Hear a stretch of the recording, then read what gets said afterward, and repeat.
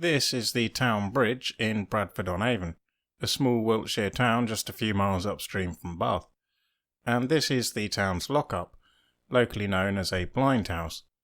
Blind house is a Wiltshire term, probably derived from their typical paucity of windows, but similar lockups are found around the country under all manner of regional names. Dating from a time before professional police services, and hence rural police stations, were even a thing, they offered somewhere to hold criminals until they could be taken to a magistrate in the nearest town. Perhaps even more frequently, they were somewhere to stash problem drunkards until they simply slept it off. Bradford grew around a ford, hence the name, but a bridge here was mentioned as early as 1200. The earliest bridge or bridges here were probably wooden. It's not clear when the first was built in stone. The oldest surviving parts of this bridge are the southern two arches of the eastern side, probably from the late 13th or early 14th centuries, which are distinctive in being pointed while all the other arches are rounded. The bridge was widened in 1769 and the entire western side of it dates from this time.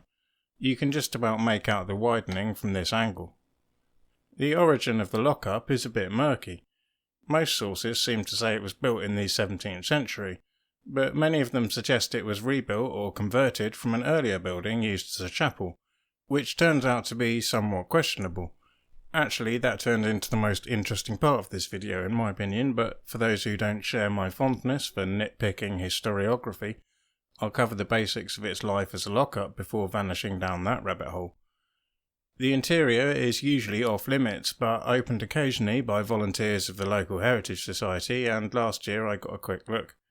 Please excuse the dreadful camera work, it's shiny, poorly lit, and there was a queue of other people waiting their turn. In the 18th century it was a single cell, but in the 19th it was divided into two cells, both essentially identical but mirrored. There's an uncomfortable looking metal bunk and the most basic toilet provision imaginable, an open hole down to the river. For a so-called blind house it's not actually that dark, but this window was bricked up for most of its use as a holding cell. The roof is topped by a gudgeon, a species of freshwater fish which has been adopted as a symbol for the town. Anyone locked up here was locally said to be under the fish and over the water. As I said, these lockups are pretty common, and indeed the next town upriver has one too. This is Trowbridge's lockup, which, as you can see, is topped off by a stone bull. Supposedly, in the 19th century, the young lads of Bradford and Trowbridge would enjoy whiling away a Saturday night by invading the other town for a big old fight, and with no football team emblems to rally behind, used the lockup decorations as their gang signs. The knobs versus the gudgeons.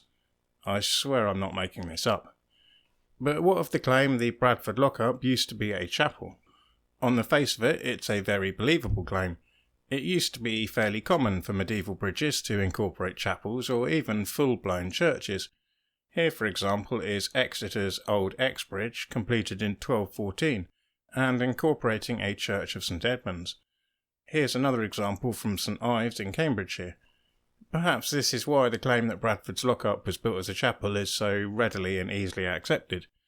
However, when I visited to look inside, I was handed an informational printout, sadly lacking any author name to cite here, which I must credit for making me think twice about the validity of this story.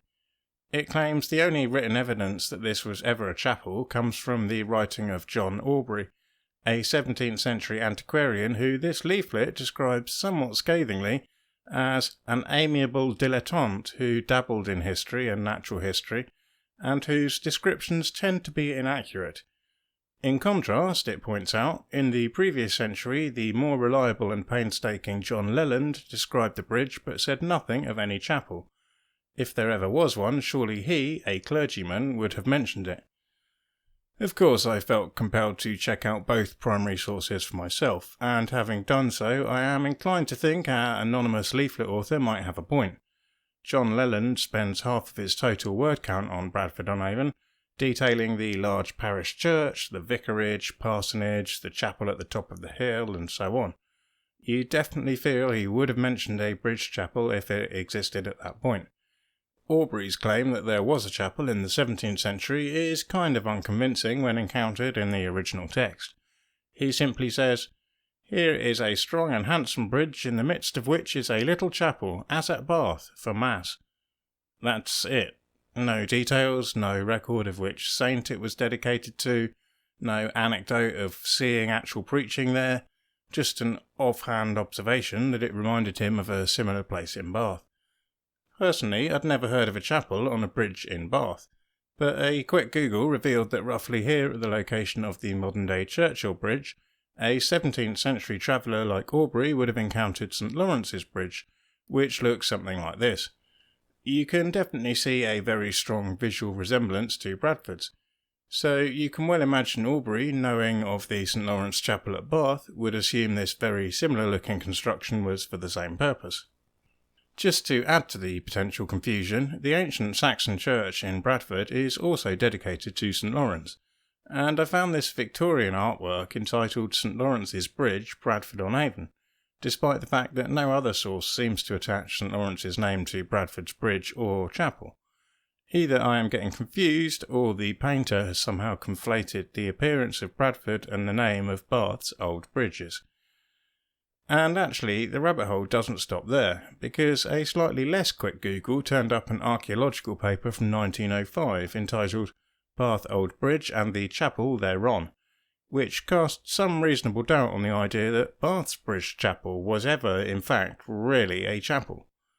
It notes that the housing at Bath was smaller than Bradford's lockup, too small to contain a consecrated altar, and without an altar, impossible for it to be a venue for Mass.